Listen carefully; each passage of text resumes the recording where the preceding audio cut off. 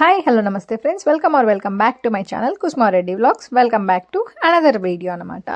So మీలో చాలామందికి అయితే దోశ బ్యాటర్, ఇడ్లీ బ్యాటరు చాలాసార్లు చాలా విధాలుగా ట్రై చేసినా కూడా అది అట్టర్ ఫ్లాప్ అవుతూ ఉంటుంది. సో నాకు కూడా చాలాసార్లు అలానే జరిగింది. నేను తర్వాత అత్తమ్మ దగ్గర ఈ రెసిపీ నేర్చుకొని ఇప్పుడైతే నాకు మంచిగా వస్తున్నాయి దోశలు కానీ ఇడ్లీలు కానీ. సో అదే రెసిపీ నేను మీతో షేర్ చేసుకుంటాను, చూసేద్దాం రండి. ముందుగా వీటికి కావాల్సిన ఇంగ్రీడియంట్స్ అయితే బియ్యం, ఉప్పుడు బియ్యం అండ్ మినప్పప్పు, తర్వాత 2 స్పూన్స్ ఆఫ్ పచ్చిశనగపప్పు అండ్ కొద్దిగా మెంతులు అన్నమాట. ఫస్ట్ దీని క్వాంటిటీస్ కూడా నేను మీకు చెప్తాను అండ్ అలానే వీలైతే డిస్క్రిప్షన్ బాక్స్లో ఇస్తాను, లేదంటే ఇక్కడ పైననే యాడ్ చేస్తాను. ఒక 3 కప్స్ ఆఫ్ రైస్ వేసుకున్నప్పుడు 3 కప్స్ ఆఫ్ ఉప్పుడు బియ్యం వేసుకోండి అండ్ 2 కప్స్ ఆఫ్ మినప్పప్పు యాడ్ చేసుకోండి.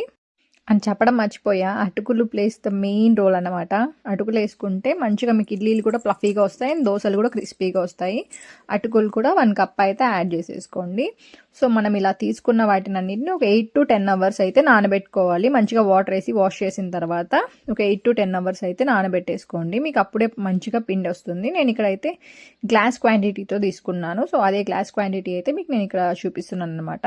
సో మనం ఆల్రెడీ ముందు చెప్పిన మెజర్మెంట్స్తో అయితే మనం మొత్తం అంతా యాడ్ చేసుకొని అటుకులు వచ్చేసి మనము లైక్ మిక్సీ పట్టుకొని ఒక 5 minutes ముందు నానబెట్టుకున్నా సరిపోతుంది. దీన్ని ఇందులో అయితే యాడ్ చేసేసుకోకండి, ఎందుకంటే అలా యాడ్ చేసుకుంటే ఇది మొత్తం అంతా లైక్ సాఫ్ట్గా అయిపోయి మొత్తం అంతా వాటర్లో కలిసిపోయి వేస్ట్ అయిపోతుంది. అటుకులు మాత్రం మీరు మిక్సీ పట్టుకుని ఒక 5 minutes ముందునే సపరేట్గా నానబెట్టుకోండి వాటిని మాత్రం. సో ఇలా రైస్తో పాటు 2 స్పూన్స్ ఆఫ్ పచ్చిశనగపప్పు అండ్ మెంతులు కూడా యాడ్ చేసుకొని 8 to 10 అవర్స్ తర్వాత మనం మిక్సీ పట్టేసుకోవాలి. మిక్సీ పట్టేసుకున్న తర్వాత పిండి అయితే ఇలా వస్తుంది. యూజ్ యువర్ హ్యాండ్, మంచిగా కలుపుకోండి హ్యాండ్ యూజ్ చేసి. సో నెక్స్ట్ డే మార్నింగ్ కల్లా ఇలా మంచిగా ఫర్మెంట్ అయి ఉంటుంది. మీకు ఇక్కడ తెలిసిపోతుంది లైక్ మనకి ఎలా వస్తాయి అనేసి. ఫర్మెంటేషన్ ప్రాసెస్ బాగా జరిగితే ఇడ్లీలు కానీ దోశలు కానీ మనకు మంచిగా వస్తాయి. సో నేను సేమ్ పిండితోనే ఇడ్లీలు కూడా వేసాను, చూసారుగా ఎంత సాఫ్ట్గా వచ్చాయో. అండ్ వీటితోనే నేను దోశ కూడా వేసాను.